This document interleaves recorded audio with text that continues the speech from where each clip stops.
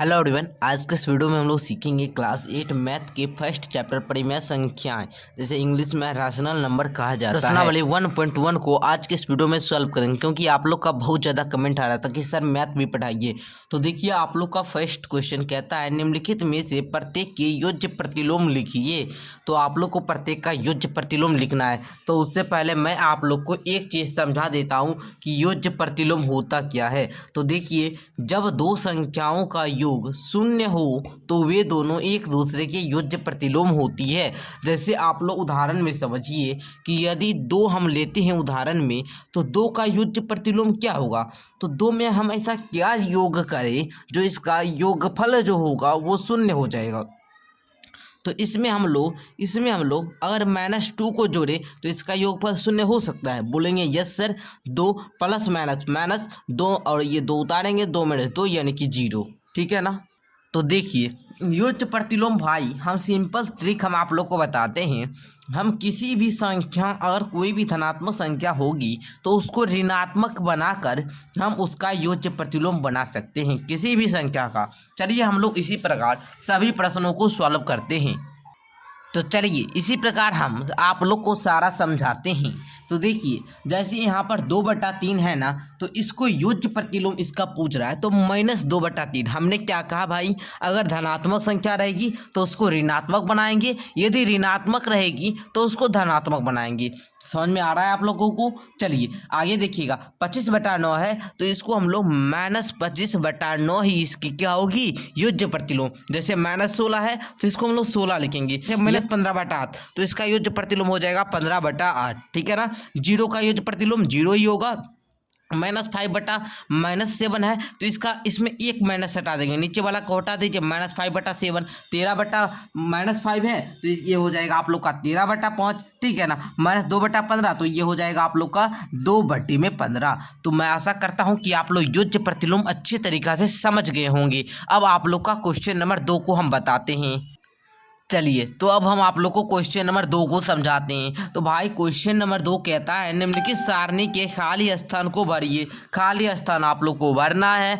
कहता है संख्या गुणन प्रतिलोम। तो मेरे भाई गुणन प्रतिलोम को अब हम लोग समझते हैं। तो चलिए देखिए, गुणन प्रतिलोम होता है जब दो संख्या का गुणनफल यदि 1 हो तो वह संख्या जो होगी एक दूसरे की गुणन प्रतिलोम कहलाएगी। जैसे आप लोग संख्या है यहाँ पर -13, तो इसका गुणन प्रतिलोम 1/-13 हुआ। तो आप लोग प्रूफ भी ऐसे मान सकते हैं, -13 है, इसमें यदि हम 1/-13 से गुना करें तो -13 कट जाएगा और 1 आ गया ना। तो मतलब जो जब दो संख्या का गुना करने पर 1 आए तो वो एक दूसरे क्या होती है, गुणन प्रतिलोम। तो 5/4 का क्या हो जाएगा भेड़ी भाई, तो 5/4। तो इसको हम लोग क्या करेंगे, ऊपर नीचे 4/5 तो क्या करेंगे, अंश वाला को मतलब हर में लिख देंगे और हर वाला को अंश में लिख देंगे। ये इसका सिंपल ट्रिक होता है। जैसे 5/4 है, इसको हम लोग 4/5 लिख देंगे। अब इसको काटिए, इसको काटिए, आ गया 1 आया ना। तो यही हुआ, मतलब जब दो संख्या का गुना करने पर अगर हमको क्या 1 आ जाए तो वो एक दूसरे की गुणन प्रतिलोम कहलाती है। जैसे 4/-7 है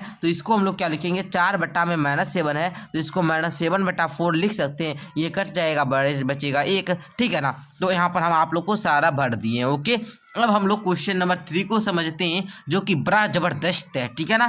कहता है उचित गुणधर्मों के उपयोग से निम्नलिखित का मान ज्ञात करें। तो चलिए हम लोग करते हैं। पहले क्वेश्चन नंबर 3 का फर्स्ट क्वेश्चन, इसको अब हम लोग सीखते हैं। तो सबसे पहले आप लोग को पता है कि इसका हर का एलसीएम लेना होगा।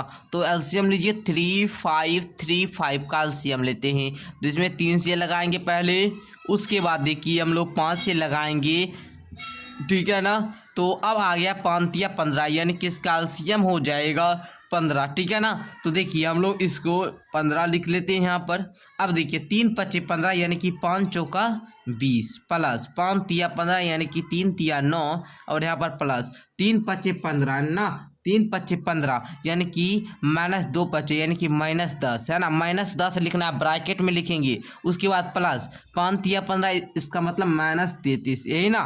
चलिए अब देखिएगा मेरे भाई, इसको पहले जोड़ लो 29 प्लस, उसके बाद प्लस माइनस क्या होता है, पहले माइनस माइनस वाला को जोड़ लेते हैं। तो देखिए इसको ब्रैकेट में ही लिखेंगे, 33 10 43 होता है ना, और ये माइनस में है अब बट्टे में 15, ठीक है ना, ऐसे लिखना है। उसके बाद अब यहाँ पर हम लोग सॉल्व करें तो देखिए प्लस और माइनस, माइनस होता है तो 29 माइनस 43 हो जाएगा, और बट्टे में आप लोग लिखेंगे यहाँ पर 15, ठीक है ना। अब इसको माइनस कीजिए, देखिए कितना आता है। तो देखिएगा 13 में से 9 गया 4, और यहाँ 3 में से 2 गया 1, यानी कि 14/15, वो भी कैसा, माइनस में। तो यही आप लोग का उत्तर हो जाएगा -14/15। तो मैं आशा करता हूँ कि आप लोग फर्स्ट क्वेश्चन को समझ गए होंगे। इसी प्रकार हम लोग क्वेश्चन नंबर 2 को भी सॉल्व करते हैं।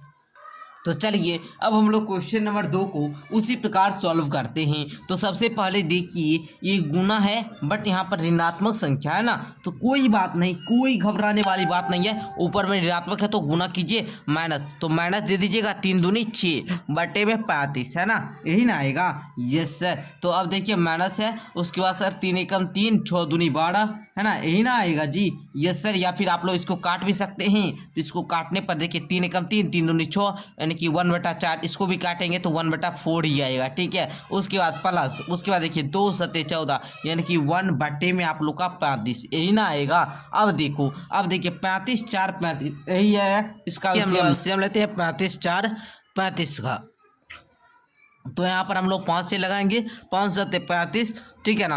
अब फिर हम लोग 7 से लगाएंगे, 7 एकम 7, 4 उतर जाएगा 7। अब देखिए 5 सत्ते 35, चौका 140 है ना, तो हम लोग लिखेंगे यहाँ पर 140 है ना। अब देखिए 35 चौका तो -6 चौका, यानी कि -24 है ना। उसके बाद माइनस का माइनस उतरेगा 4, यानी कि ये आप लोग का लगेगा 35 बार में ना, तो यहाँ पर आप लोग लिखेंगे -35 है ना। उसके बाद प्लस है तो आप लोग प्लस लिखिए, 35 चौका यानी कि 4 हो जाएगा। अब देखिए आप लोग को क्या करना है, देखिए ये दोनों माइनस माइनस में है, यानी कि माइनस माइनस क्या होता है, प्लस होता है। तो जोड़िए 5 4 9, 3 2 5, यानी कि 59, वो भी कैसे, माइनस है तो माइनस में, ठीक है।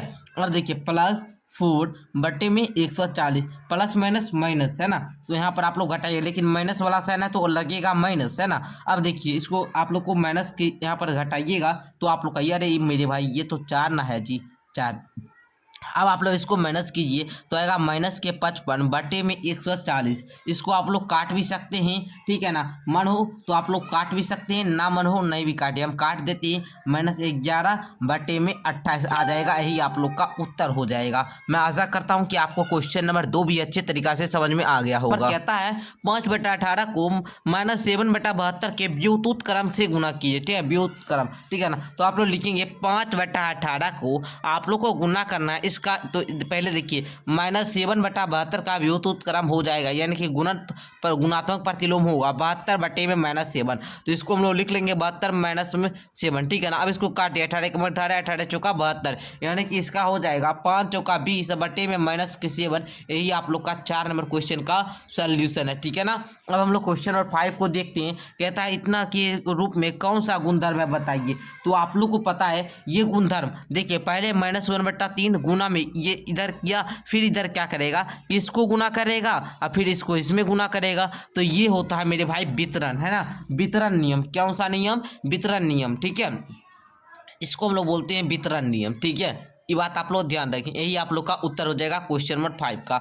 आगे क्वेश्चन नंबर 6 कहता है -1, अब 1 बटे में है ना, 1 पूर्णांक है, -1 पूर्णांक है, 1/8 का गुणात्मक प्रतिलोम 8/9 है, तो कारण सहित आप लोग को उत्तर बताना है। तो आप लोग देखिए इसको कैसे कहता है कि -1 1/8 का गुणात्मक प्रतिलोम 8/9 है। तो देखिए पहले हम इसको पूर्णांक को तोड़ेंगे, तो पूर्णांक को तोड़ेंगे तो 8 × 8 + 1 है ना, तो ये आप लोग का आएगा क्या आएगा, -7/8 है ना।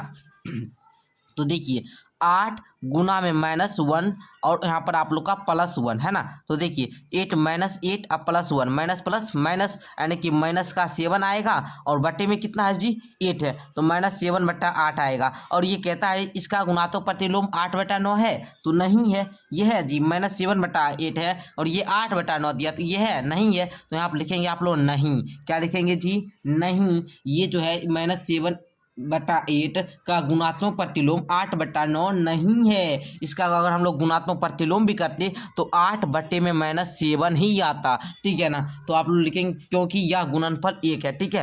तो यहाँ पर हम आप लोग को क्वेश्चन नंबर 6 का सॉल्यूशन दे दिए हैं। क्वेश्चन नंबर 7 अब आप लोग देखिए, कहता है क्या 3.1/3 का गुणात्मक प्रतिलोम 0.3 है, क्यों अथवा क्यों नहीं। तो आप लोग यहाँ पर देखिए, यहाँ पर हम बना कर दे दिए हैं। हाँ, क्योंकि इसका गुणनफल 1 है, 10/3 है ना। इसको तोड़ेंगे 3 × 9 1 10/3, इसको हम लोग भाग देंगे तो 0.3 आएगा, ठीक है ना। इसका गुणनफल 1 है, तो आप लोग हाँ लिख देंगे। इस प्रकार आप लोग को सॉल्व कर लेना है। अब क्वेश्चन नंबर 8 को देखते हैं। तो चलिए अब हम लोग क्वेश्चन नंबर 8 कहता है निम्नलिखित को वितरण नियम की सहायता से हल कीजिए। क्वेश्चन फर्स्ट ये है, क्वेश्चन सेकंड ये है। पहले आप लोग को अभी वितरण नियम लिखने हम सिखाएंगे, आप लोग जरा ध्यान से समझिएगा। तो हाँ, ये यहाँ पर हमने क्वेश्चन को उतार लिया है, ठीक है ना। अब देखो मेरे भाई, वितरण नियम कहता है -3/4 है ना। ये देखिए, पहले हम लोग एक बार इसमें गुना करेंगे 2/3 में, उसके बाद यहाँ पर आप लोग देखिएगा जरा, इसको ब्रैकेट में लीजिए। उसके बाद यहाँ पर प्लस है तो प्लस देंगे, इनटू में -3/4, उसके बाद देखिए गुना में -5/6 है ना। ये हुआ वितरण नियम। वितरण नियम लिखने की तरीका आप लोग सीख गए। Yes sir. अब आप लोग गुना कीजिए तो देखिए -6 में कितना आएगा, 12 आएगा ना।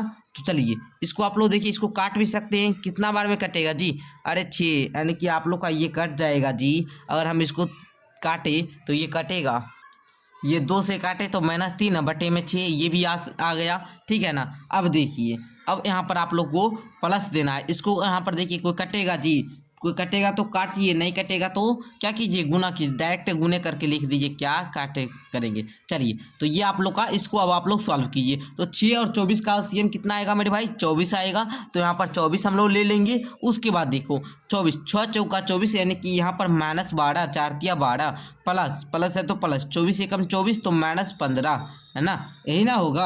अब देखिए माइनस प्लस माइनस और माइनस माइनस प्लस, यही होगा ना। तो अब देखिए आप लोग को करना क्या है, ठीक है ना। तो देखिए माइनस प्लस माइनस, उसके बाद माइनस माइनस प्लस, यानी कि इसमें घट जाएगा। तो यहाँ पर आप लोग का बचेगा माइनस का यहाँ पर 3/24 है ना।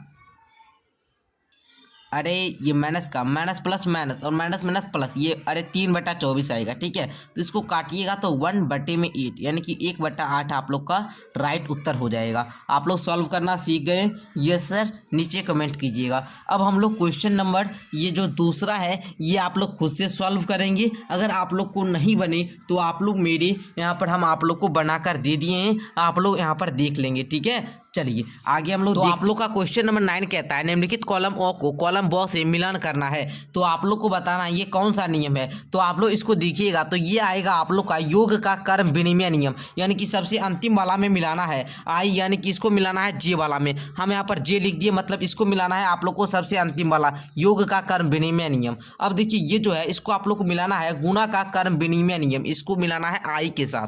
ये जो आप लोग देख रहे हैं तीसरा वाला, इसको आप लोग को किस में मिलाना है, इसको मिलाना है आप लोग को योग का सहचार्य नियम, ठीक है ना। इसको मिलाना है योग का सहचार्य नियम। ये जो आप लोग देख रहे हैं, इसको मिलाना है समवरक नियम के साथ। ये जो आप लोग देख रहे हैं 5 नंबर में, इसको आप लोग को किसके साथ मिलाना है, तो आप लोग कहेंगे कि सर इसको मिलाना है गुणा का सहचार्य नियम, है ना।